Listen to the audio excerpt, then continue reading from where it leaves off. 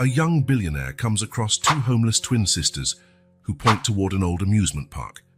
Minutes later, while exploring the place, he can't hold back his tears upon discovering what they were so afraid of. The digital clock on the car's dashboard showed 5:42 p.m. when Thomas Carter finally left the underground parking garage of his office building. It had been a particularly demanding day, with 3 project presentations and a decisive meeting with investors interested in his latest proposal, a fully sustainable residential complex that promised to revolutionize the concept of eco-friendly housing in the city. Thomas adjusted the rearview mirror, observing his own reflection for a moment. At 32, his youthful face contrasted with the seriousness in his eyes. His impeccably tailored navy blue suit and perfectly aligned tie were symbols of the success he had achieved, but he never let them define him. His hands, though now carrying an elegant leather briefcase, still bore small scars from the times he helped his mother clean houses on weekends. That thought took him back to Alice, his mother, and a soft smile appeared on his lips. That very morning, she had called to share news about her new community gardening projects. Even after retiring, Alice couldn't stay still. "Busy hands keep the heart light," she always said. Thomas knew that part of his own work ethic came from that tireless woman who, for years, balanced 3 different jobs to ensure he could study. The traffic was especially heavy that autumn afternoon. Golden leaves danced along the sidewalks, carried by a cool breeze that announced the approaching evening. Thomas watched the movement through the windshield absent-mindedly. Hurried executives with phones glued to their ears, students lugging heavy backpacks, street vendors arranging their products to make the most of rush hour. That was when something unusual caught his attention. In the middle of the bustling sidewalk, like 2 small statues in a sea of motion, stood 2 girls. Identical down to the last detail, they couldn't have been more than 5 years old. Their blue dresses, although visibly worn, were clean and carefully ironed. Their brown hair, each in matching ponytails tied with blue ribbons, gently swayed in the breeze. But it wasn't their appearance that made Thomas slow down the car, ignoring the impatient honking behind him. It was the expression on their faces. The 2 girls were pointing intently at something in the distance, their small arms raised in perfect sync. Their large, dark eyes held a disquieting intensity, fixed on a single point on the horizon. Thomas followed the direction of their gaze. Between the modern buildings and bright billboards, an old structure stood out against a sky that was beginning to turn orange, the deteriorating silhouette of a Ferris wheel, part of a long-abandoned amusement park.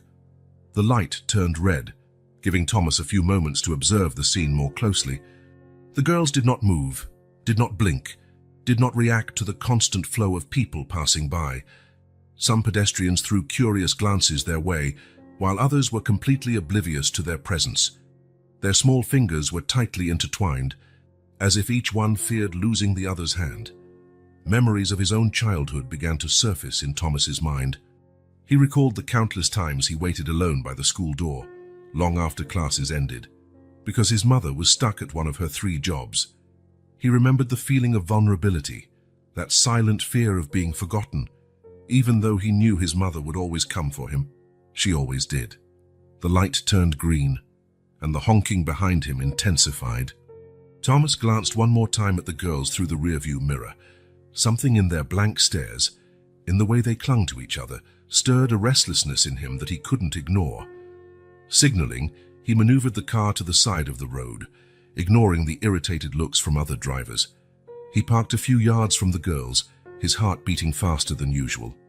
Years of business experience had taught him to trust his instincts, and right now, those instincts screamed that something was wrong. Thomas turned off the car and spent a few moments watching the girls through the rearview mirror. The sun continued its descent, and shadows from the buildings began to stretch across the street, creating a play of light and shadow that made the scene even more surreal.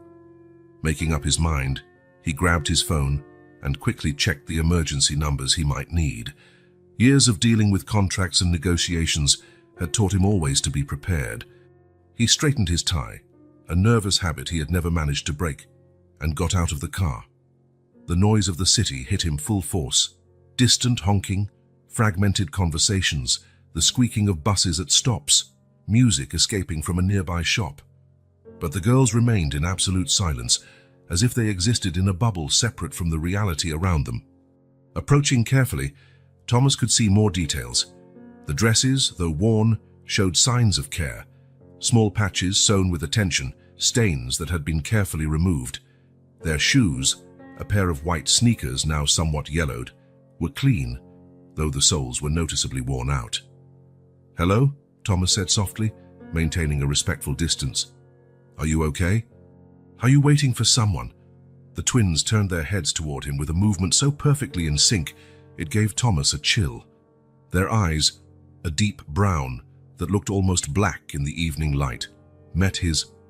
There was something in that gaze, a mixture of fear and silent plea that made his heart tighten. The girls did not respond. Instead, they went back to pointing at the abandoned park, their arms trembling slightly with the effort of keeping them raised. A stronger gust of wind blew past them, causing the blue dresses to flutter and revealing bruised knees covered with colorful band-aids.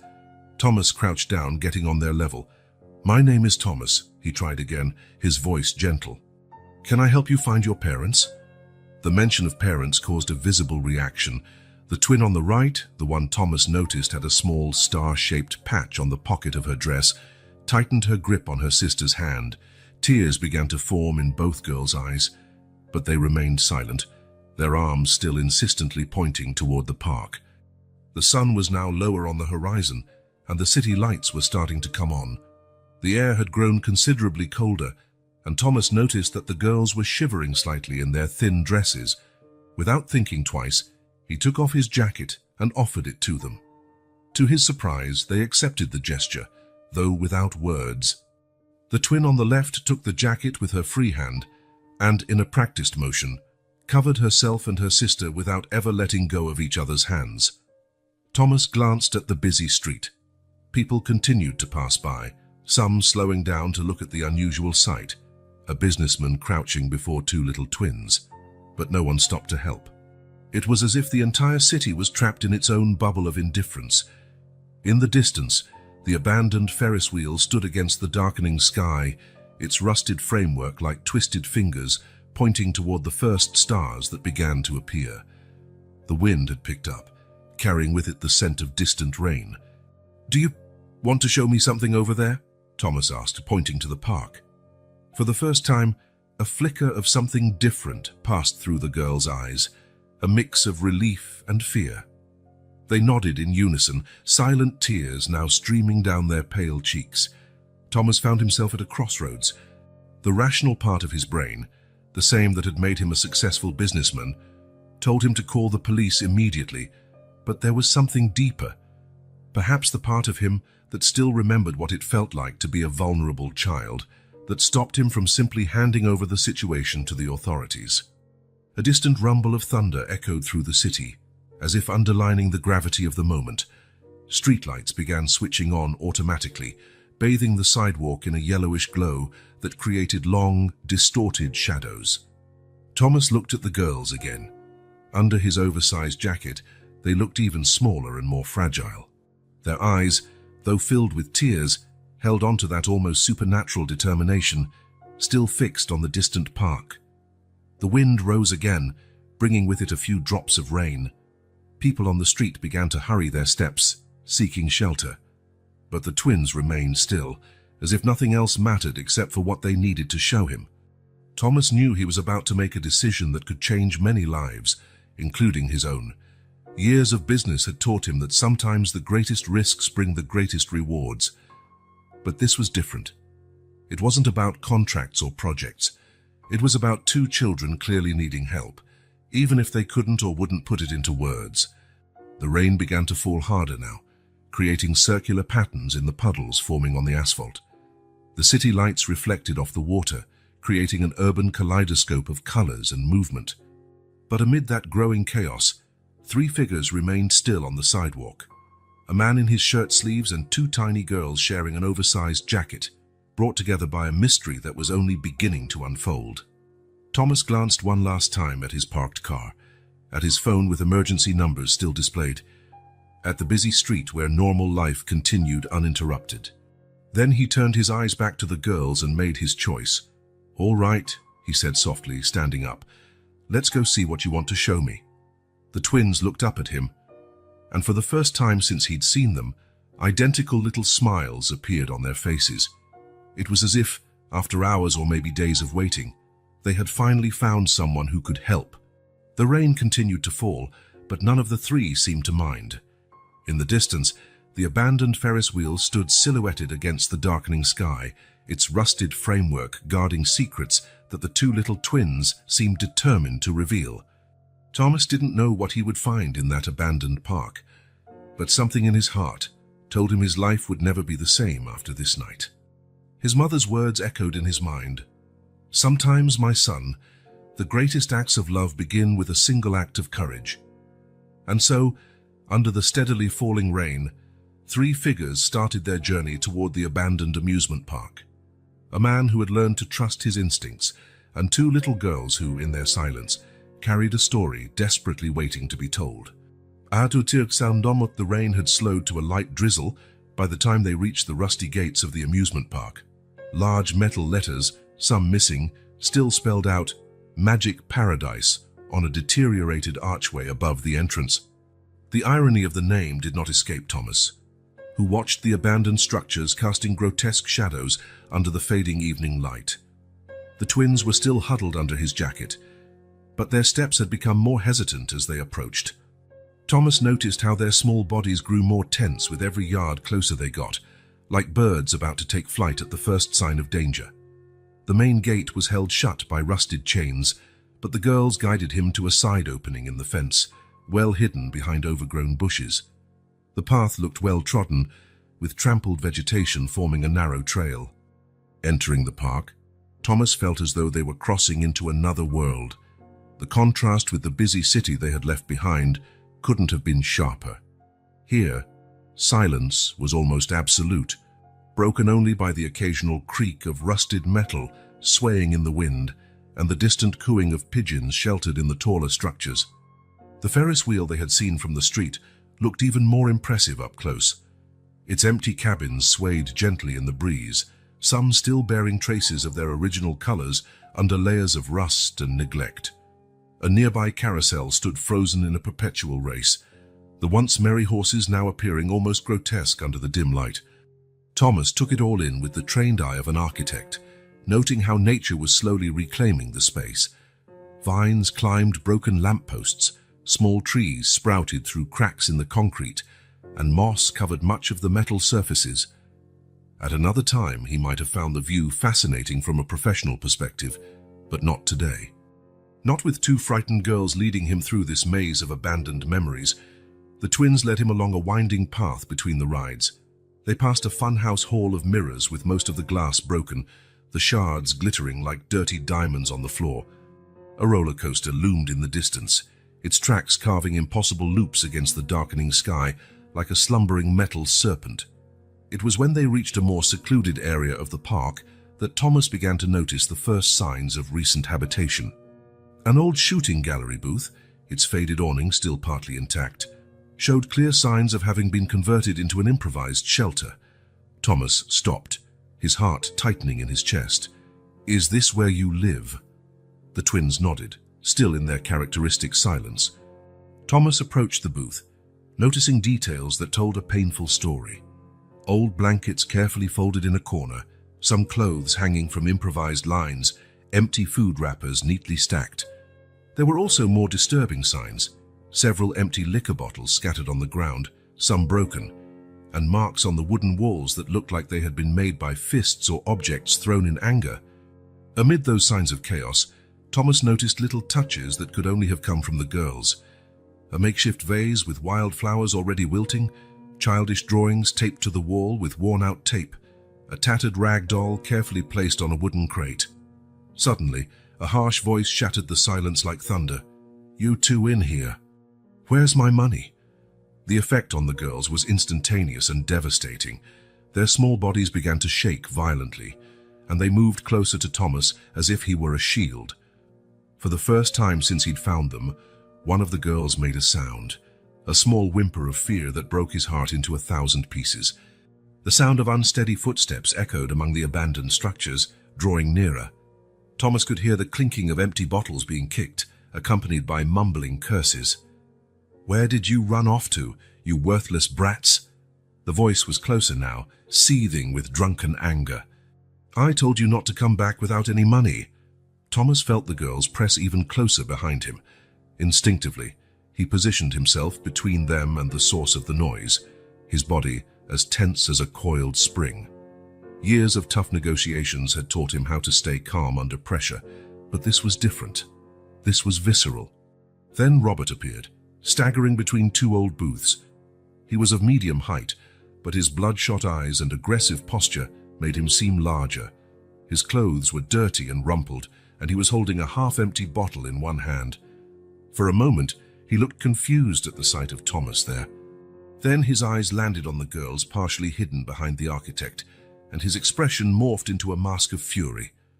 "Who are you?" he growled, stepping forward unsteadily. "And what are you doing with my girls?" Before Thomas could respond, Robert switched his focus, shouting at the twins. "You, I told you to get money. Where is it?" In a move too quick for Thomas to prevent, Robert grabbed the arm of one of the girls, the one on the right, with the star-shaped patch, yanking her violently. "Answer me when I talk to you." What happened next was forever seared into Thomas's memory. Tears began to roll down his face as he watched the scene unfold. The tiny girl being shaken like a rag doll, her sister clinging to her free hand, refusing to let go even at the risk of being hit as well. "You're as useless as your mother," Robert continued, his face red with rage. "You're good for nothing. She died and left me with you, and you can't even bring in money." Something inside Thomas snapped. All the memories of his own childhood, the sacrifices his mother had made, the unconditional love she'd shown even in the hardest moments, collided violently with the cruelty he was witnessing. "Let her go. Now," his voice came out low but charged with an authority that surprised even him. Tears still streamed down his cheeks, but his eyes were resolute, locked on Robert. "Who do you think you are to order me around?" Robert advanced, still holding the girl. "These brats are my responsibility. You can let her go right now," Thomas interrupted, his voice stronger, "or I can call the police and explain why 2 5-year-olds are being forced to beg while living in an abandoned park." Thomas pulled out his phone, keeping his eyes on Robert. The man paused, his booze-clouded eyes flicking from the phone to Thomas's determined face. "This is none of your business," Robert tried again, but a hint of his former aggression was already gone. "They're my legal responsibility." "Legal?" Thomas stepped closer, his voice trembling with contained emotion. "There's nothing legal about making 2 children live like this, forcing them to beg, hurting them." While speaking, Thomas discreetly dialed the emergency number on his phone, keeping the device partially hidden. The rain had started again, heavier this time, and distant thunder seemed to underscore each of his words. "You have exactly 3 seconds to let go of her arm," Thomas continued, his voice now dangerously calm. "After that, not only will the police be on their way, but also social services, child protection, and every other authority I can get in touch with." Something in Thomas's tone must have cut through Robert's alcoholic haze, because he released the girl's arm. She immediately ran behind Thomas, joining her sister. "They've got no one else," Robert mumbled, his earlier rage turning into a sort of drunken self-pity. "Their mother died. I'm all they've got." "No," Thomas answered firmly, feeling the twins' small hands gripping his pant legs. "You're not all they have. Not anymore." In one smooth motion, Thomas scooped up each of the girls in one arm. They were surprisingly light, as if living here had begun to erase their physical presence. Their small bodies trembled, but for the first time since he found them, Thomas felt them relax just a little in his arms. "If you try to follow us," Thomas said over his shoulder as he walked away, "or if you try to stop us in any way, I will make all those calls I just mentioned." "Understood." Robert did not reply. He just stood there, a pathetic figure swaying in the rain, surrounded by empty bottles and broken dreams, much like the abandoned structures around him. Thomas made his way back through the park toward the exit, the girls safely in his arms. The rain was still coming down, but none of them seemed to care. The city lights appeared brighter now, like a beacon guiding them back to civilization. "You'll never have to come back here," Thomas whispered to the girls as he walked. "I promise." And for the first time since he found them, the twins responded, not with words, but by hugging him tighter, their small faces buried in his neck, silent tears mixing with the falling rain. Behind them, the abandoned park remained like a scar on the urban landscape, its rusted structures bearing silent witness to so many stories of pain. But for two little girls in the arms of a stranger who had decided to care, that night marked not an end, but a beginning. Thomas didn't know exactly what he would do next, but he was sure of one thing. Just as his mother had done everything possible to secure his future, he would do the same for these two children fate had placed in his path. As he drove through the rainy city, the twins fast asleep in the back seat wrapped in his jacket, Thomas couldn't help but let his mind wander to the past. The rearview mirror showed two small figures huddled together, seeking comfort in sleep the way only children can, even after traumatic moments. The scene stirred deep memories of his own childhood. He vividly remembered the small kitchen of the apartment where he grew up, with its yellowish walls and a formica table always covered with his homework, which he did while waiting for his mother to come home from work. Alice would arrive late, her hands rough from her cleaning jobs, but her eyes would always light up at the sight of her son's notebooks laid out on the table. "My little architect," she used to say, observing the sketches he made in the margins, drawings of imaginary buildings and fantastic cities. Even if exhausted after a full day's work, she always found the energy to sit by his side and listen to his animated explanations about every detail he had drawn. One memory in particular surfaced with full force. He was 12 years old and had just won a school drawing contest. The prize was a set of professional colored pencils, something they could never have afforded. That night, Alice came home carrying a small chocolate cake she'd bought with what little money she had managed to save. "It doesn't matter where you came from, but where you want to go," she said as she cut the cake, her simple words carrying the weight of a fundamental truth that would shape Thomas's entire life. "And you, my son, will go far." A jolt in the road brought Thomas momentarily back to the present. He checked the twins in the rearview mirror. They were still sound asleep. He returned to his memories. His high school years had been particularly challenging. Alice was now working 3 different jobs, cleaning during the day, sewing in her spare afternoons, and on some nights, waiting tables at a local diner. Thomas spent many evenings alone, but he never truly felt abandoned. Each of his mother's absences was a testament of love, a sacrifice made so he could keep studying. It was during that time that Thomas began to truly understand the meaning of determination. He watched his mother wake up before sunrise, return home long after dark, and still maintain a smile on her face and words of encouragement on her lips. "Education is the one thing no one can take away from you," she always said, her calloused hands stroking his hair. Late nights of studying stretched on, lit by a small lamp Alice had found in one of the houses where she worked. Its owner was going to throw it away, but allowed her to bring it home. Thomas studied with a fierce determination, knowing that every good grade, every academic achievement, was his way of honoring his mother's sacrifices. He still got choked up remembering the day his university acceptance letter arrived. A full scholarship for architecture. Alice cried as she read the letter, her tears staining the official paper. "I always knew," she said through joyful sobs. "I always knew you could do it." A distant rumble of thunder brought Thomas back to the present. The rain had eased to a drizzle, and city lights danced on the wet pavement. In the back seat, one of the twins shifted slightly in her sleep, and her sister instinctively held her closer. Thomas's mind drifted to his college years. They were tough times, even with a full scholarship. There were still expenses for materials, transportation, food. Alice kept working 3 jobs, refusing to let her son take on anything that might interfere with his studies. "Your job is to study," she insisted. "My job is to make sure you can." On weekends, when he came home, Thomas often found his mother asleep at the sewing machine, bits of fabric still in her hands. She took in extra tailoring projects to help cover costs and would often spend entire nights working. Every project at college, every top grade, every compliment from professors was dedicated to her. Thomas studied with an intensity that impressed even the most dedicated classmates.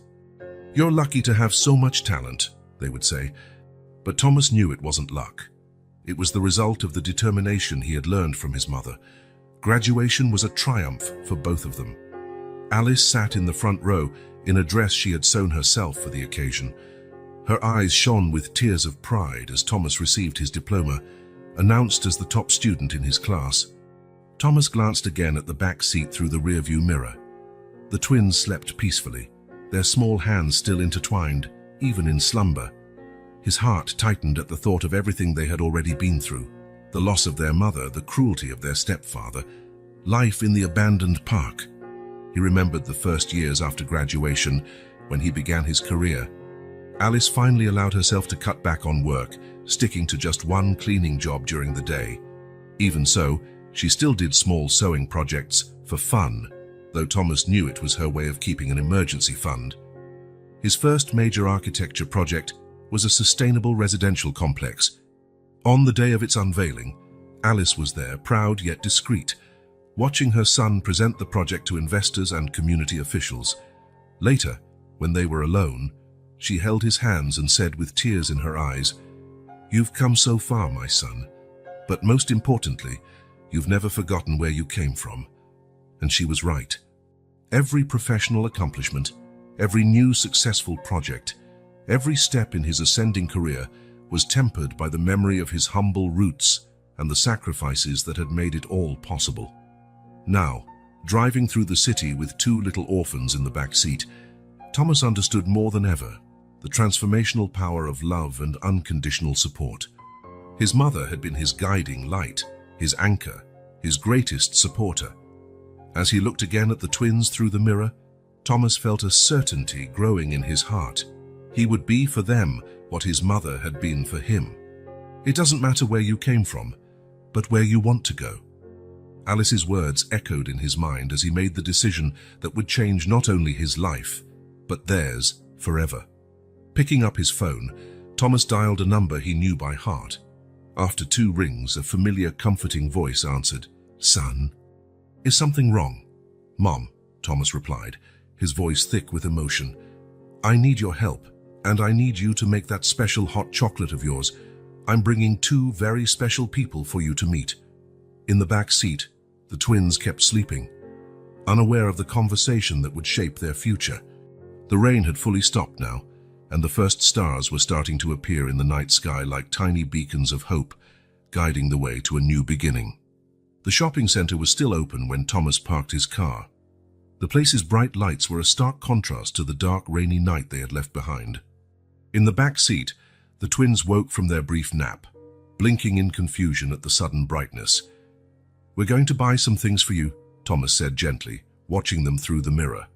The girls glanced at each other, a silent conversation passing between them the way only twins can manage. The department store was relatively empty at that hour. A young sales assistant approached them the moment they entered, her professional smile wavering slightly when she noticed the state of the girls' clothing. Thomas was still in just his dress shirt, now wrinkled, having given his jacket to the twins. "We need complete outfits for both," he told the sales assistant, his voice low but firm. "And shoes. Everything in their sizes." The twins stayed close to each other, their small hands intertwined as always. Their eyes, however, roamed the children's section with an interest they couldn't entirely hide. Thomas noticed how they looked, especially at one rack of colorful dresses. "You can pick out whatever you like," he said kindly. "How about we start with the dresses?"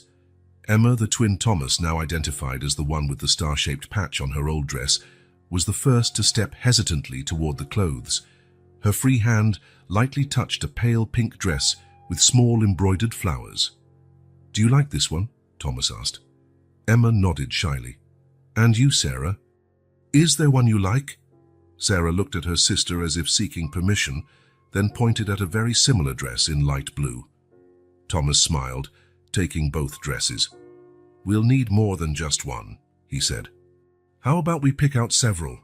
Over the next 40 minutes, Thomas and the sales assistant, who now better understood the situation and showed genuine kindness, helped the girls choose a complete wardrobe: dresses, pants, shirts, warm jackets for the upcoming autumn, socks, new underwear, soft pajamas with unicorn prints. In the shoe section, Thomas insisted they try several pairs until they found the most comfortable ones. When Sarah slipped on her new purple sandals, a tiny smile appeared on her face, the first Thomas had seen since he'd found them. It was in the toy section that they had their first surprise. Emma stopped suddenly in front of a shelf of art supplies, her eyes fixed on a set of professional colored pencils, very similar to the one Thomas had won in that contest during his childhood. "Do you like to draw?" he asked softly. Emma nodded. "Mummy always gave us paper to draw on while she sewed," she whispered, almost inaudibly. Thomas took the set of pencils, drawing pads, and other art materials. He noticed that Sarah was more interested in children's books, especially one with illustrations of gardens and flowers. He added several of those to the basket as well. After paying, Thomas completely disregarding the substantial bill, they headed to the family restroom. With bags of new clothes in hand, he waited patiently outside while the twins changed, assisted by the kind sales assistant who volunteered to help. When they emerged, it was as though two different girls had entered the restroom. Emma wore her new pink dress, Sarah wore her new blue one, both with matching new shoes and freshly brushed hair, using the combs they'd just gotten. Their old dresses were placed in a separate bag. Thomas noticed they hadn't wanted to throw them away, likely because their mother had made them. "You must be hungry," Thomas said, noticing that it was already past 8 o'clock. "I know a place nearby that serves delicious pasta. How does that sound?" The Italian restaurant was just a few minutes from the mall. It was a family-owned place, with red and white checkered tablecloths and a welcoming aroma of tomato sauce and fresh herbs in the air. The hostess led them to a cozy corner table, bringing 2 special booster seats for the girls. Thomas helped the twins settle in, noticing how their eyes roamed the place with curiosity. An elderly waiter approached with menus and 2 coloring sets with crayons for the girls, a small courtesy the establishment offered to young customers. "Do you like pasta?" Thomas asked, though he already knew the answer by the way they looked at the plates passing by on nearby tables. Both nodded. Thomas ordered spaghetti and meatballs for the 3 of them, grape juice for the girls, and water for himself. While they waited, the twins began quietly coloring their pages, still holding each other's hands under the table. The waiter brought a basket of fresh bread and butter first. Thomas noticed the girls looking at it hungrily, but they waited as if they needed permission. "Go ahead and take one," he said gently. "It's here for you to eat." They began eating slowly, politely, but it was evident they were starving. Thomas's heart ached, wondering how long it had been since they'd had a proper meal. When the main dishes arrived, the familiar smell of homemade spaghetti filled the air around the table. That's when it happened. Emma, staring intently at her plate, broke the silence she had maintained since the park. "Mommy used to make pasta like this," she whispered, her voice small but clear. Sarah, beside her, nodded in agreement, her eyes also fixed on the plate. Thomas kept quiet, instinctively sensing this was a crucial moment. After a few moments of silence, punctuated only by the gentle clinking of utensils, Emma continued. "She used to make it on Sundays," her voice gaining a bit more confidence, "and she'd let us help roll the meatballs.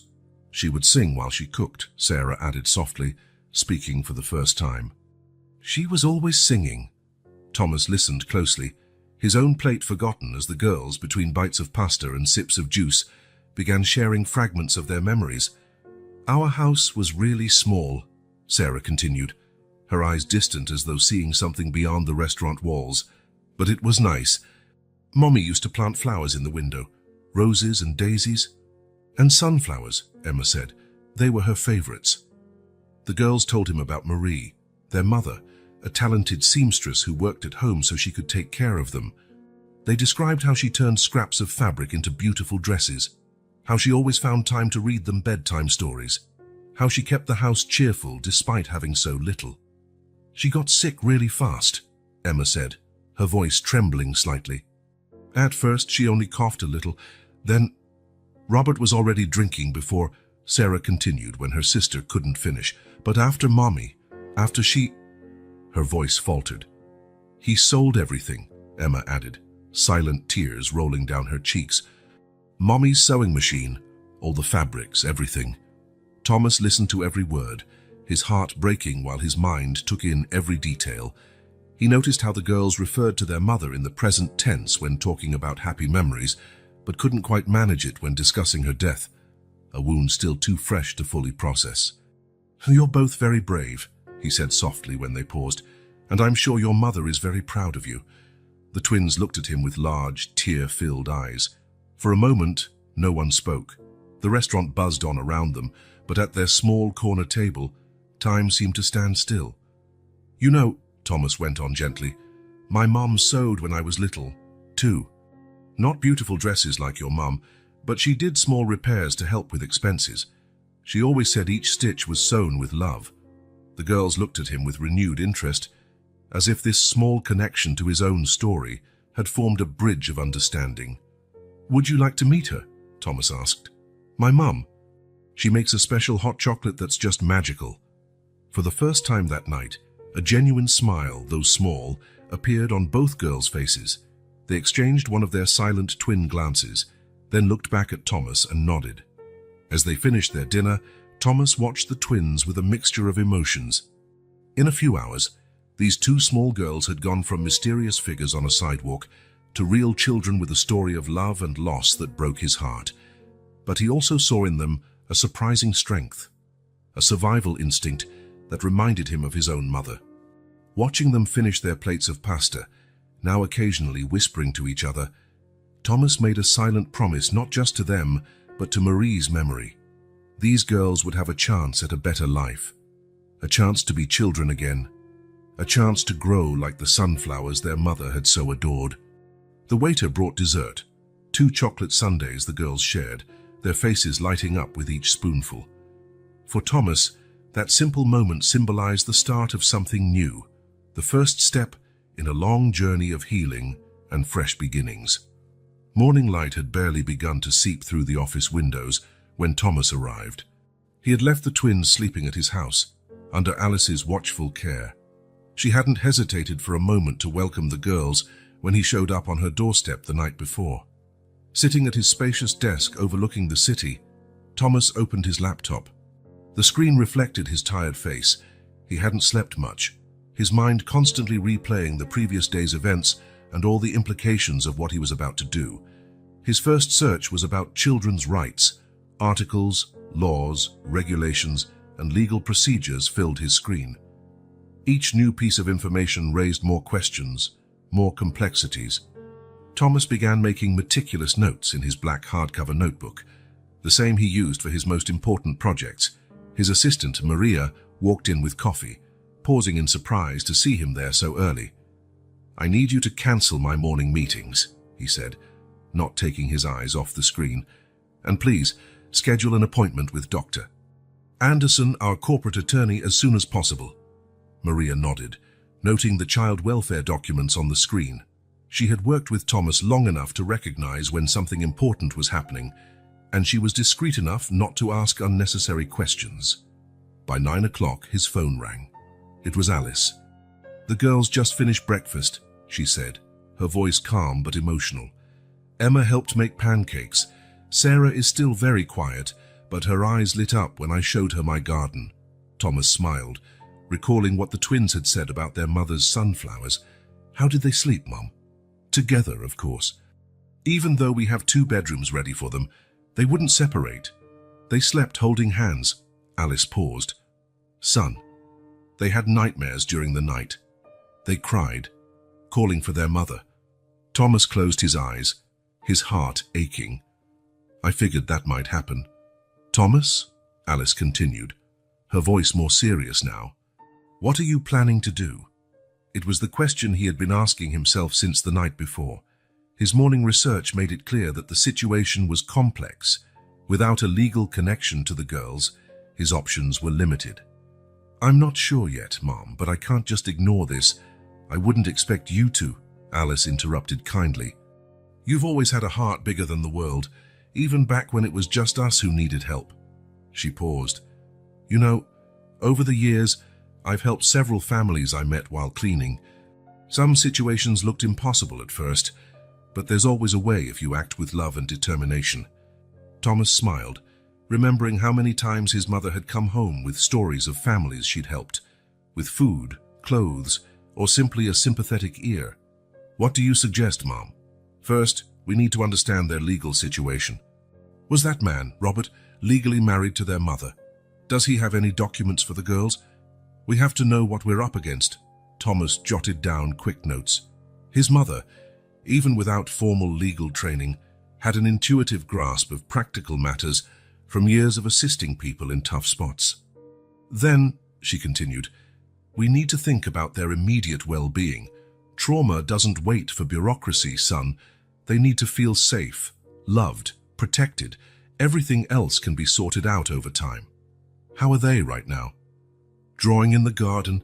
I gave them some paper and colored pencils. And Emma is showing a natural talent. She's drawing flowers with remarkable detail for her age. Sarah is more interested in the butterflies that show up in the garden. She even smiled when one landed near her. Thomas felt tears well up in his eyes. It was hard to believe these were the same scared girls he'd found on the sidewalk just a day earlier.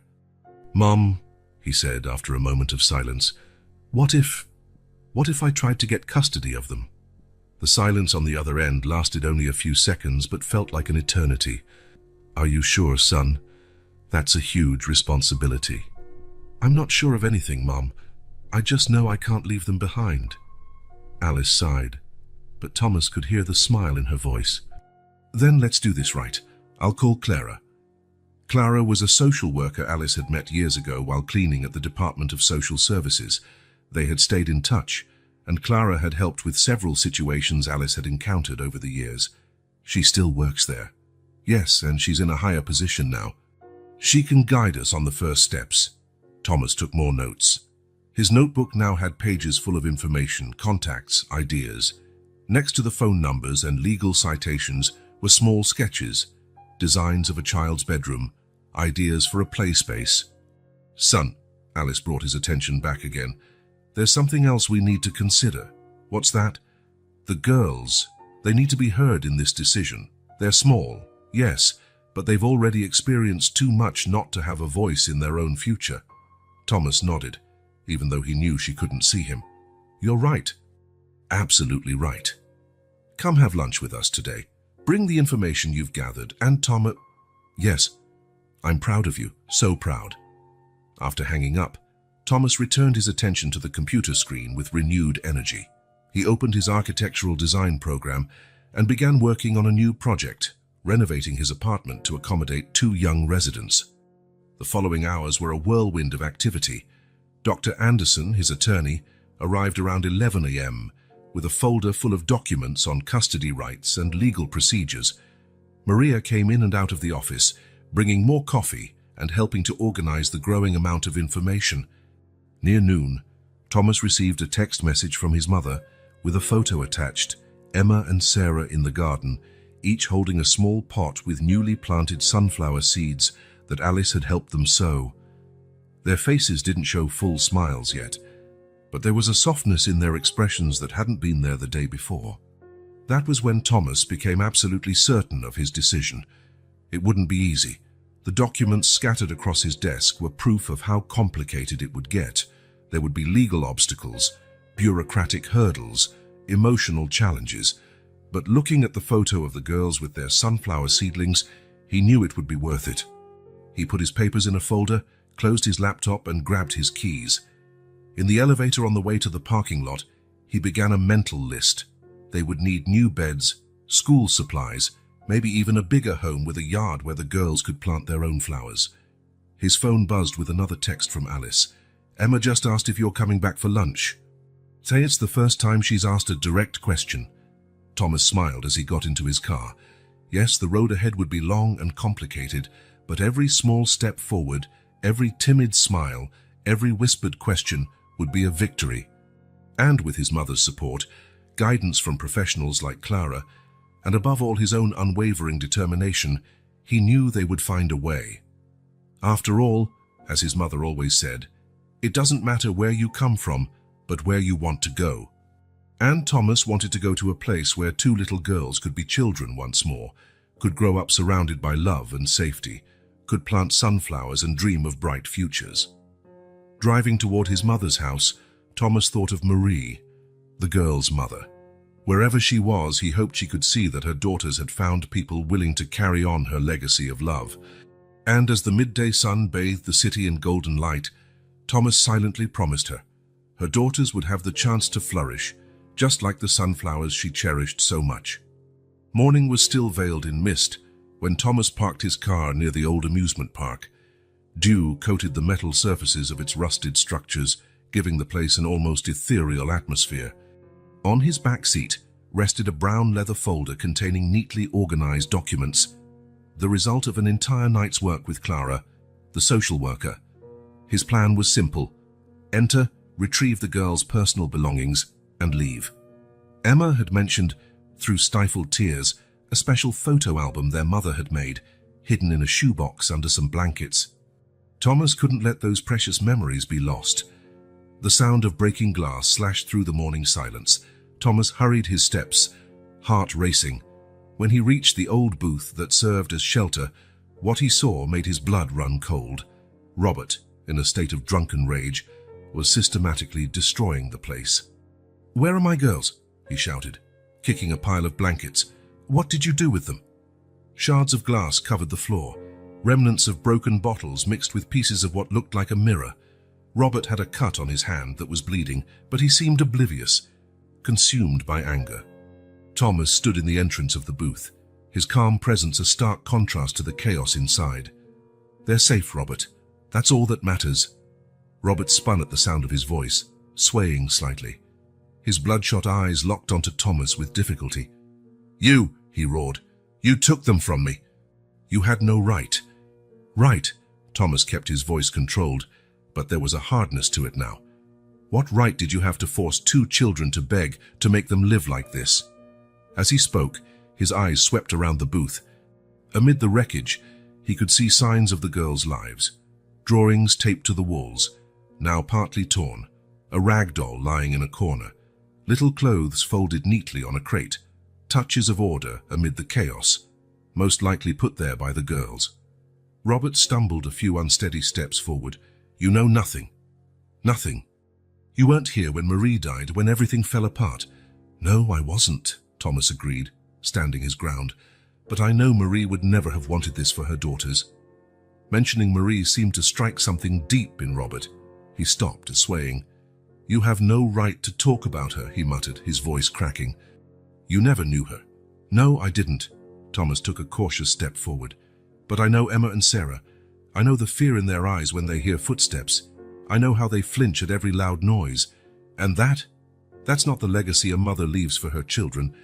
Robert staggered over to a broken chair, collapsing into it. For a moment, silence reigned, broken only by the distant drip of water somewhere in the abandoned park. "I tried," he finally said, his voice barely above a whisper. "At first, I really tried. But after she was gone, it was like seeing her twice every day. They have her eyes up, you know?" Thomas nodded silently. He'd noticed in the pictures of Marie that the girls had shown him, the same large, expressive eyes. "So you started drinking more," Thomas said softly. "I already drank before," Robert admitted, running his injured hand across his face. "Marie, she tried to help me, wanted me to get treatment, but I never—" His voice trailed off. Thomas pulled an envelope from the inside pocket of his jacket. "It's not too late, Robert. What are you talking about? I have contacts at a rehabilitation center, a good place. They have a spot for you, starting today." Robert laughed bitterly. "And why would you do that?" "Why do you care?" "Because those girls deserve to know that the man their mother chose isn't a total lost cause, that he was strong enough to try changing, even if it's late." The words hung in the air between them. Robert looked at his trembling hands, the dried blood forming dark patterns on his skin. Did they ask about me?" he asked hesitantly. Thomas considered lying, but opted for the truth. "No, they're too scared right now." Robert closed his eyes, tears finally escaping. "I hurt them so much," he whispered. "Marie would never forgive me." Maybe not, Thomas agreed, but you can still do the right thing now. Don't, Doctor. Anderson's office was quiet, save for the soft hum of the air conditioning and the occasional rustle of paperwork. Robert, now more sober but still trembling slightly, was signing document after document under the watchful eye of Clara, the social worker. Thomas stood by the window, mind still processing the morning's events. After the initial confrontation, Robert had surprisingly agreed to cooperate. Maybe it was sheer exhaustion, maybe a flicker of clarity beneath the haze of alcohol, but he had consented to both rehab and relinquishing custody of the girls. Clara explained each form with professional patience. This is the voluntary relinquishment of custody. This is the rehab consent form. And this is the no-contact agreement. Thomas let his thoughts drift as he looked at the abandoned park in the distance. In the clearer light of day, he could see beyond its current decay. His architect's eye began to see possibilities where others might only see rubble. Maria, his assistant, entered quietly, carrying more coffee. She stopped beside Thomas, following his gaze out the window. "You're already planning something, aren't you?" she asked softly. Thomas gave a slight smile. Over their years working together, Maria had learned to read his moments of inspiration. "Maybe," he replied. "I need you to look up a few things for me. The park's history, property records, and zoning regulations." "I already started," she answered, handing him a folder. "I figured you'd want this." Thomas skimmed the documents with growing interest. The park had been a major part of the community for decades before it went bankrupt. The property had been in legal limbo for years, meaning there was an opportunity here. The sound of a chair scraping across the floor pulled his attention back to the room. Robert had finished signing the paperwork and was now standing, looking both older and younger at the same time, as though a weight had been lifted from his shoulders. "There's a van waiting downstairs," Clara informed him quietly. "They'll take you straight to the rehab center." Robert nodded, then turned to Thomas. "That photo album you mentioned, the one with pictures of Marie and the girls." "I'll find it," Thomas promised. "I'll make sure they have it." "Thank you," Robert whispered. Then, almost inaudibly, "Take care of them." After Robert and Clara left, Thomas turned his full attention to the documents Maria had brought. He sat at his desk and began typing on his computer, his hands flying over the keyboard as he researched, took notes, and started drafting ideas.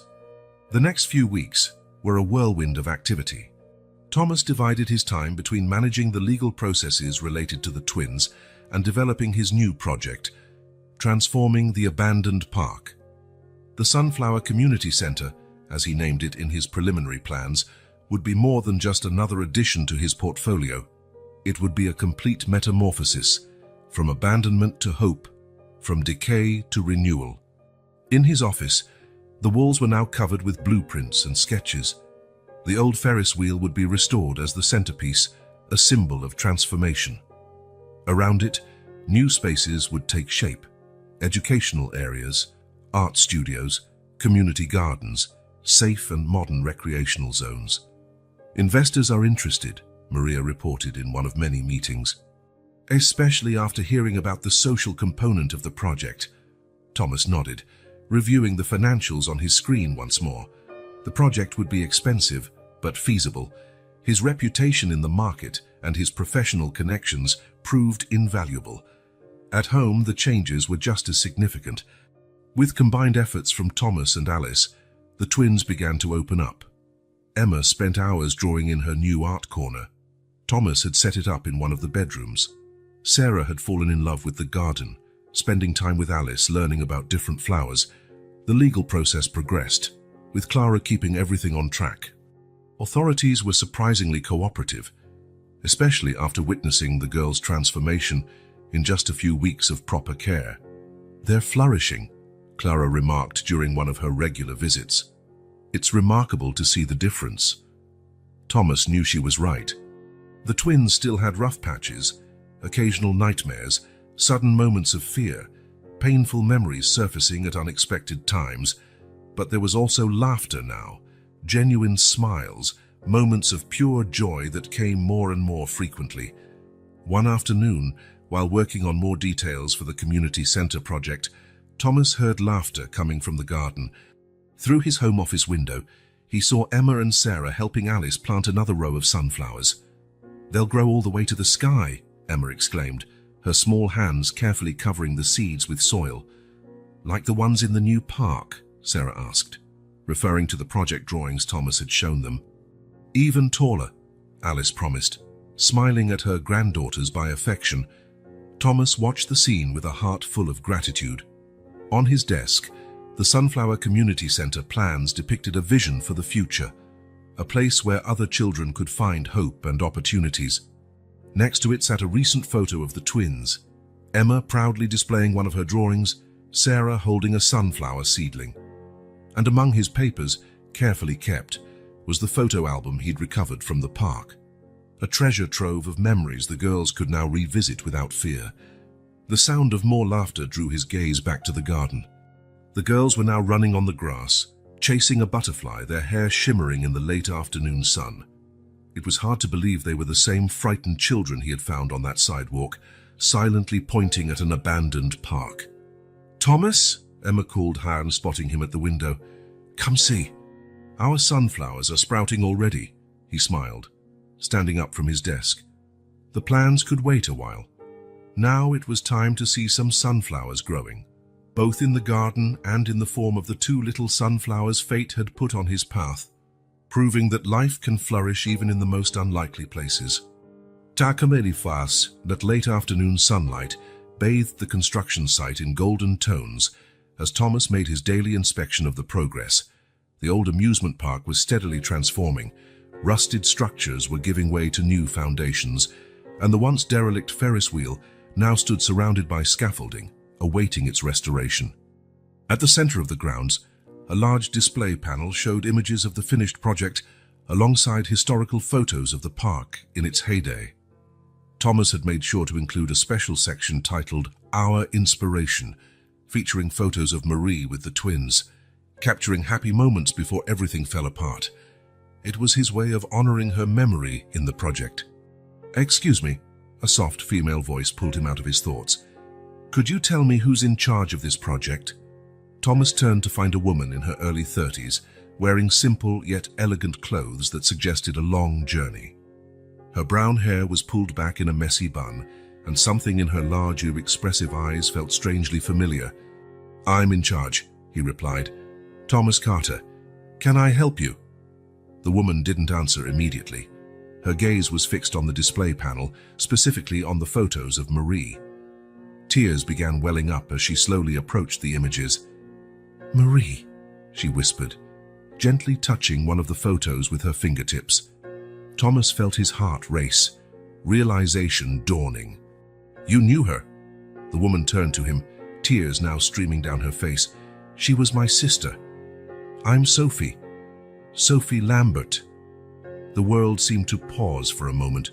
Thomas studied her face more closely now, the same expressive eyes that Marie had, which the twins had inherited.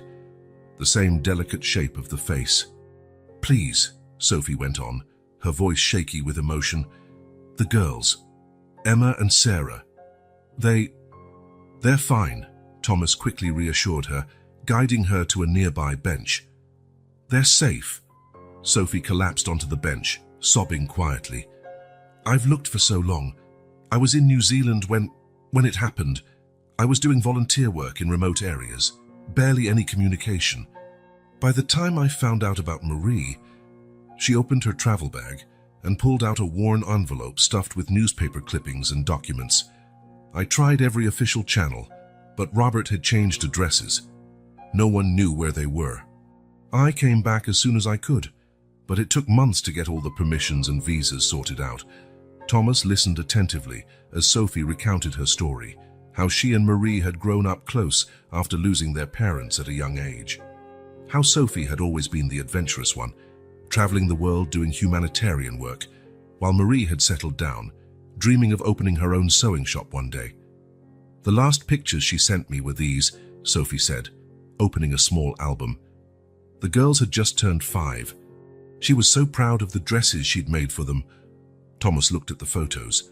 Emma and Sarah smiling in matching outfits, one pink and one blue. their faces aglow with happiness. They looked so different from the frightened children he'd found at the park. "They're at my mother's house now," he said gently, "not too far. If you want—" Sophie gazed at him with a mixture of hope and fear. "Will they even remember me? They were so small the last time I saw them." "There's only one way to find out," Thomas replied, taking out his phone. He called Alice, briefly explaining the situation. During the short drive to his mother's house, Thomas watched Sophie in the rearview mirror. She clung to the photo album as though it was her lifeline to the past. In her eyes, he could see the same unconditional love he'd seen in his own mother's. When they arrived, Alice was already on the porch, waiting. The twins were playing in the garden, surrounded by sunflowers in various stages of growth. Sophie froze at the gate, her hands trembling. "They planted sunflowers," she whispered. "Marie always—" "They were her favorites," Thomas finished softly. "They told us." In one of the garden beds, Emma was sketching the flowers in her new drawing pad, while Sarah carefully watered the younger seedlings. Sarah was the first to notice their arrival, turning with curiosity.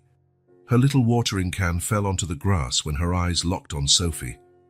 "Emma," she called softly, tugging her sister's sleeve. Emma lifted her eyes from the drawing and froze. The two girls stood still, looking at the aunt they hadn't seen in so long, yet whose features were so similar to their mother's. Sophie took a hesitant step forward. "Hi, sweethearts," she said, voice trembling. "You probably don't remember me, but—" "Aunt Sophie." Emma's voice was barely above a whisper. Sophie nodded, tears streaming down her face. "Yes, Princess, it's me." It was as if something broke in the air. The twins ran in unison, throwing themselves into their aunt's arms as she dropped to her knees. For long moments, no one spoke. Only the quiet sound of sobs and murmurs of "I missed you so much" filled the garden. Thomas and Alice stepped back to give them privacy, watching from the porch as Sophie opened her photo album with the girls on either side, absorbed in every picture, every story. "Look at you two here," Sophie's gentle voice carried over to them. "Your first birthday. Marie stayed up all night sewing these dresses." "Mummy always made our dresses the same," Emma said, her little hand tracing the photo.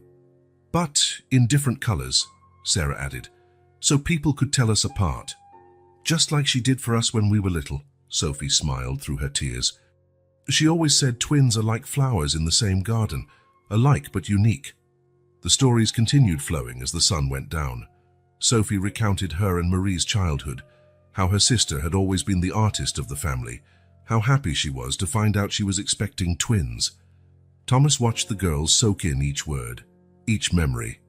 It was like missing pieces of a puzzle finally finding their place. On their faces, he saw a mix of joy at rediscovering part of their history and bittersweet pain at the memories of their mother. "And this project?" Sophie eventually asked, glancing at Thomas. "How did it come about?" Thomas joined them on the grass as sitting down. He recounted the entire story, the meeting on the sidewalk, rescuing the park, his vision for the space. "Marie would have loved it," Sophie said softly. "She always said abandoned places are just places waiting to be loved again." Emma looked up from the photo album. "Aunt Sophie, are you staying?" The question hung in the air, full of hope and fear. Sophie looked at Thomas, then at the girls. "If you'll let me," she answered carefully, "I'd love to be part of your lives again." Thomas felt his heart clench at the sight of the twins' faces, a mixture of joy and uncertainty. They glanced at him as though asking for permission. "Family is important," he said softly, "and the more love, the better." The sun had fully set now, and Alice switched on the garden lights. The sunflowers swayed gently in the evening breeze, their silhouettes casting dancing shadows on the lawn. At the center of the garden, three figures remained huddled together, bound by blood and love, as memories of the past paved a road to the future. Thomas watched with a swirl of emotions. The universe worked in mysterious ways. On the same day that the foundations for the new community center began to take shape, another type of foundation was being rebuilt, that of the girls' family. The garden's sunflowers seemed to bow toward the group, as though paying tribute to this moment of reunion. Somewhere, Thomas liked to imagine, Marie was smiling, Her daughters had found not just safety, but a renewed piece of their own story through her sister's eyes and memories. The first week after Sophie's arrival felt like a dream. The girls bloomed in her presence, soaking up every story, every memory she shared about their mother. Sophie brought more than just photo albums. She brought life to the memories that had begun to fade. Thomas watched with both joy and apprehension. During breakfast, Sophie would tell stories of Marie's childhood, making the girls giggle at her teenage antics. In the afternoon, she helped Emma with her drawings, showing techniques Marie had taught her. With Sarah, she shared knowledge of flowers she had learned on her travels, including different species of sunflowers around the world. It was on a quiet evening, after the girls had gone to bed, that the inevitable conversation finally took place. Thomas was in his home office, finalizing details for the community center project, when Sophie knocked gently on the door. "Can we talk?" she asked, and her voice soft but resolute. Thomas nodded, indicating the chair opposite him. He noticed she was carrying a folder of documents, his heart already anticipating what she wanted to say. "You did something amazing for them," Sophie began, sitting down. "I'll never be able to thank you enough for saving my nieces from that situation." Thomas noticed the "my nieces" in her phrasing. "They're extraordinary children," he responded carefully. Sophie opened her folder, taking out some papers. "Thomas, I need to be direct with you. I came here to take the girls with me." Even though he had expected this, the words hit Thomas like a punch to the gut. He kept his expression controlled. Years of negotiations had taught him to mask his emotions. "They're my family, my blood," Sophie continued, her voice quavering slightly. Marie was more than my sister. After we lost our parents, she was my rock, my anchor. She sacrificed so much so that I could study, travel, pursue my dreams." She paused, holding up an old photo from her folder. Two teenage girls smiling, the older one with a protective arm around the younger one. "When I found out she was sick," Sophie swallowed hard, "I should have come back right away. I should have been here, but communication was so difficult where I was. By the time I got the news—" "You can't blame yourself for that," Thomas said softly. "I can," Sophie replied, tears now streaming. "And that's why I have to do the right thing now. Marie always said family is everything. She'd want the girls with someone who shares their blood." Thomas stood up and walked over to the window. Outside, the moon lit the garden where earlier that day the girls had been laughing and playing. "Sophie," he began carefully, "I understand how you feel. More than that, I respect your blood connection to them." But he turned to face her. "Have you asked them what they want?" Sophie seemed caught off guard by the question.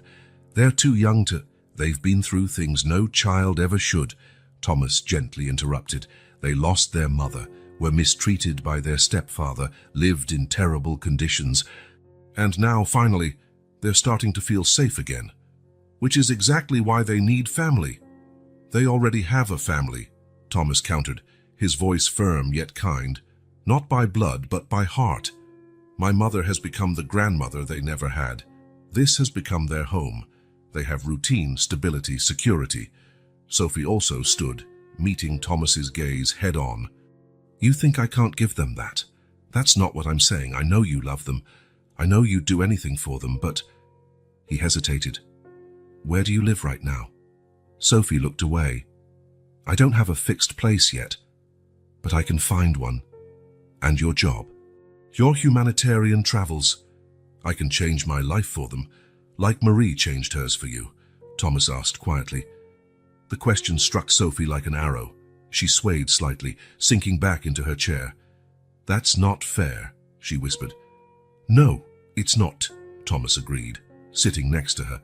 "Nothing about this situation is fair. It's not fair that Marie died so young. It's not fair you didn't get to say goodbye. It's not fair the girls went through such hardship." Silence filled the office for a long moment. From upstairs, the soft sound of the starry mobile Thomas had installed in the twins' room drifted through, the tune they now needed to sleep. "You know what Emma told me yesterday?" Thomas finally broke the silence. "She said she finally understands why her mom always planted sunflowers. It's because even when it's cloudy, they look for the light," were her exact words. Sophie sobbed softly. That's so Marie. She always found beauty in the little things. The girls are like those sunflowers now, Thomas continued. After all that darkness, they're finally turning to the light. They're putting down roots here, Sophie, and you can be part of that. How? She asked, voice small. Not as their sole legal guardian, but as their aunt, as a living link to their mother and their history. They need you, Sophie. But they need you for who you are. Their adventurous aunt who brings stories of the world, who shares memories of Marie, who loves them unconditionally. Sophie looked at the papers in her folder, custody documents she had prepared. With trembling hands, she began putting them away. You really love them, don't you? She asked softly. More than I ever thought possible to love anyone in such a short time, Thomas admitted.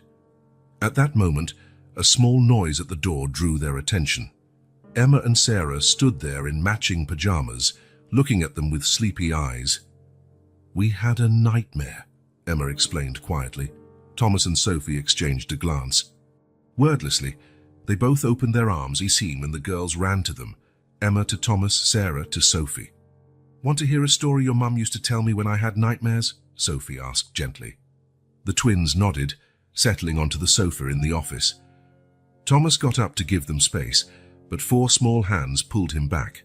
Stay with us, Sarah requested. And so, under the soft glow of a desk lamp, Sophie began to tell a story from her and Marie's childhood, her gentle voice lulling the girls back towards sleep. Thomas watched the scene with a full heart. This wasn't a traditional family anyone might expect, but it was a family all the same. When the girls finally dozed off, Sophie looked at Thomas with different eyes, not as a competitor for the custody of her nieces, but as an ally in loving them. Marie always said family is more than just blood, Sophie whispered. I think I finally understand what she meant. Thomas gave a soft smile. There's enough room in their hearts for all of us. Outside, the sunflowers in the garden swayed gently in the moonlight, their faces still turned toward where the sun had set, patiently waiting for a new dawn. Like the flowers their mother loved so much, Emma and Sarah had found their way to the light, not through a single source, but through a mosaic of love formed by everyone who cared for them. And that night, in the quiet office with 2 small girls asleep between them, Thomas and Sophie silently made a pact. They would not compete for the girls' love, but work together to ensure they never again experienced the darkness of abandonment. The weeks that followed that late-night talk brought a quiet tension to the house, like an undercurrent, unseen on the surface but felt by everyone living there. The twins, especially sensitive after everything they'd been through, were the first to show signs of restlessness. Emma began having trouble sleeping again. Her drawings, which had started becoming vibrantly colored in recent weeks, reverted to darker tones. Sarah spent hours in the garden, but now in complete silence, just watching the sunflowers as if they might have the answers. Thomas noticed every change, every sign of anxiety. One particularly rough morning, he found Emma sitting alone on the staircase, clutching her sketchbook. Are you okay, little one? He asked, sitting beside her. Emma didn't answer right away, her fingers tracing the outline of a drawing, a family of sunflowers, some large and some small, all together. Do we have to choose? She finally whispered, her voice barely audible. Choose what, Emma? Between you and Aunt Sophie. Thomas felt his heart sink. Of course they'd picked up on it. How could they not? They were young but had lived enough to sense when something wasn't right. No one's going to make you choose, he replied gently.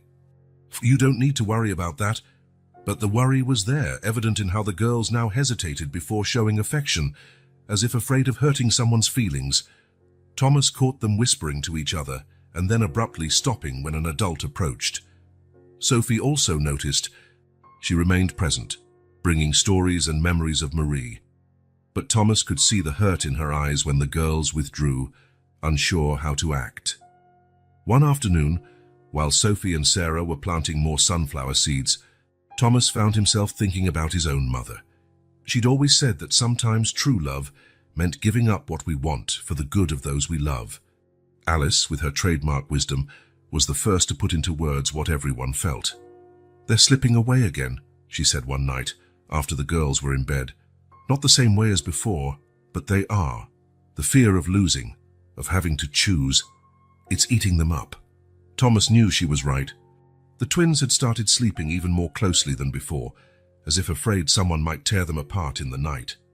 During the day, they rarely left each other's side, even in the simplest tasks. The situation reached a critical point on a Thursday night. Thomas had taken the girls to see the progress at the community center. Sophie met them there, bringing photo albums recovered from old family friends. While exploring the site, Emma suddenly stopped in front of the large panel displaying photos of Marie. "Do you think Mommy would like it here?" she asked, her voice small but laden with meaning. Sophie knelt beside her. "She would love it, sweetie. She always believed in turning sad places into happy ones. Like she did for us," Sarah added softly. "When we felt sad, she always sang that sunflower song," Sophie finished, tears in her eyes. Thomas looked on, his heart torn between the deep love he felt for the girls and the growing realization of what needed to happen. Sophie wasn't just a link to Marie. She was a living part of the girls' history, a piece of their mother that still breathed, laughed, and told stories. Later that night, after everyone had gone to bed, Thomas quietly climbed the stairs to the twins' room. They slept entwined as usual, the starry mobile spinning softly overhead, casting little points of light on the walls. He stood there for a long time, watching their peaceful faces in slumber. Emma was still clutching her sketchbook. She'd drawn a portrait of the family today, with everyone together.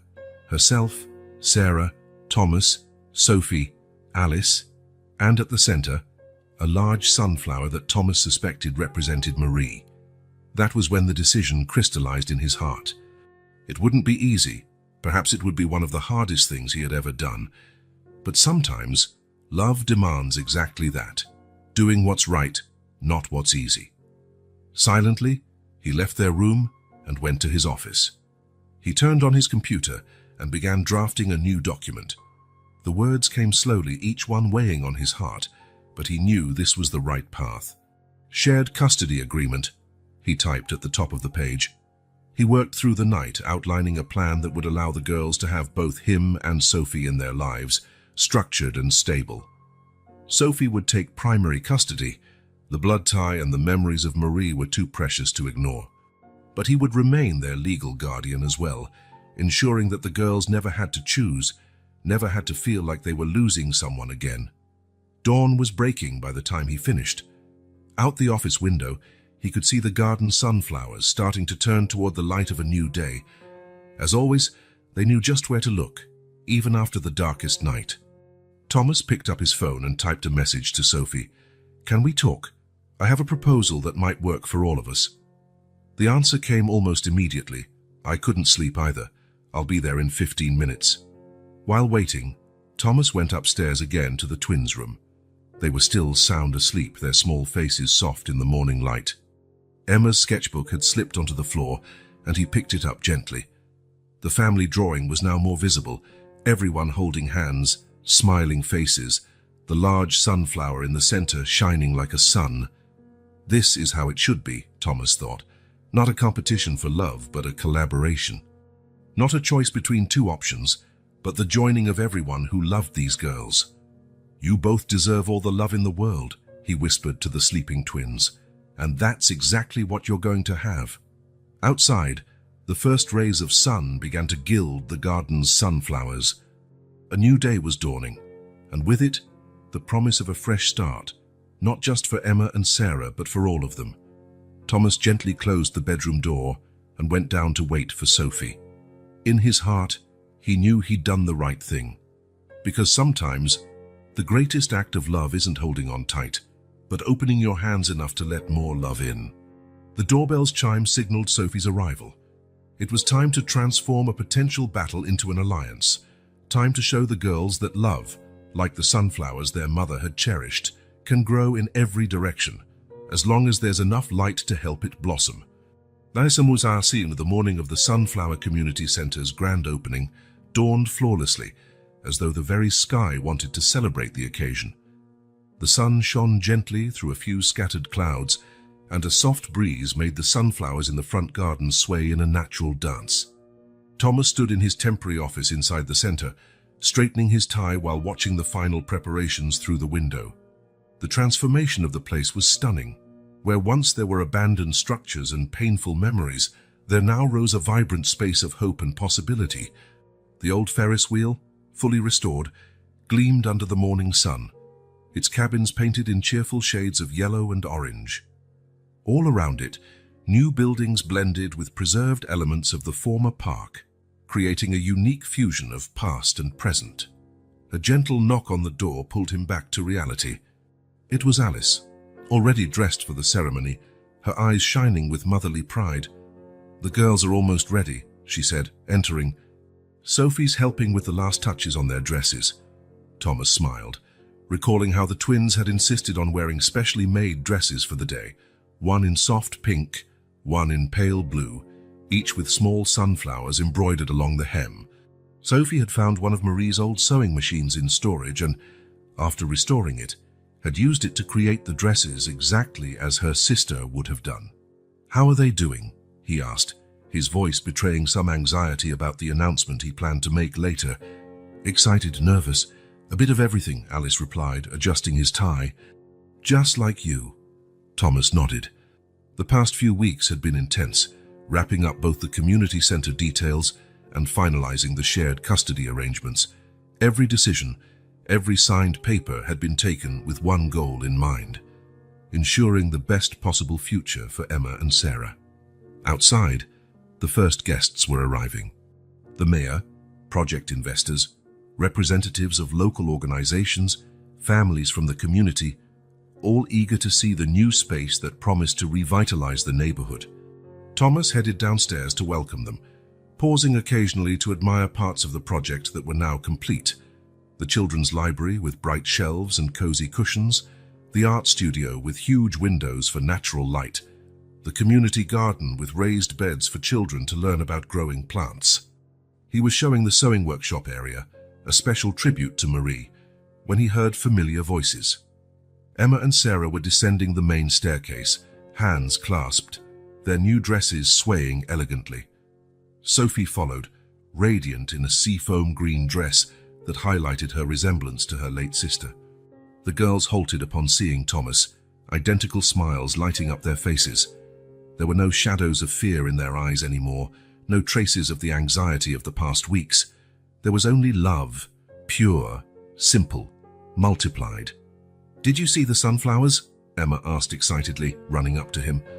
"They're even taller today." "Because it's a special day," Sarah added, joining her sister. "Mommy always said flowers grow more on happy days." Thomas knelt to their eye level, his heart overflowing. "You both look beautiful," he said softly. "Your mom would be so proud." "Aunt Sophie made our dresses with Mommy's sewing machine," Emma said, twirling around to show off the details, "and added sunflowers, just like she did," Sarah noted, gently touching the embroidered flowers. The opening ceremony started right at 10 a.m. The mayor gave a speech about urban renewal and social transformation. Representatives from partner organizations spoke about the programs that would operate in the new space. But the most significant moment was yet to come. Thomas stepped onto the small stage set up near the restored Ferris wheel, one twin on each side of him. Sophie and Alice standing just behind. He looked out at the gathered crowd, familiar and unfamiliar faces, all united by the promise of a fresh start. "This center," he began, voice clear and filled with emotion, "was born from an unexpected encounter on a sidewalk, one night that would change many lives." Two little girls pointed to this place, then abandoned, silently asking for help. He paused, feeling Emma's and Sarah's small hands tighten around his. "But this isn't just a rescue story. It's a story of how love can bloom in the most unlikely places, how a family can form in ways we never imagined, and how sometimes we have to lose everything to find something even more precious." Thomas then turned to Sophie, who took a step forward. "Today I want to announce that this center will be more than a community space. It will be a symbol of how different kinds of love can coexist and strengthen each other. Sophie, the girl's aunt and Marie's sister, will assume their primary custody." A murmur rose from the crowd, and Thomas saw a few surprised faces. But he continued, However, this isn't an end, it's a new beginning. Through a special shared custody arrangement, I will remain in the girls' lives as their guardian and protector. This center will be our meeting point, our common ground, Wankite, where different types of family can form and grow together. Sophie took the microphone next, tears gleaming in the morning sun. And that's why I'd like to make a special request, she said, turning to Thomas. I'd like to ask you to be the girls' official godfather, not just on paper, but in their hearts, the way you already are. The twins released Thomas's hands and ran to Sophie, then ran back to Thomas, forming a physical bridge between the two adults they loved so much. Family, Sophie continued, her voice trembling with emotion, isn't just about blood. My sister Marie knew that. She always said true love is like a sunflower. It finds the light even on the darkest days and grows toward it. Thomas looked at the emotional crowd, at Alice silently weeping, at the girls smiling with a pure joy that made every step of this journey worthwhile. This center will bear Marie's name, he concluded, not just as a tribute but as a promise that there will always be room for more love, more understanding, more possibilities, that there will always be hope, even in the most improbable places. The ceremony went on with a formal ribbon cutting, guided tours of the facilities, and plenty of photographs.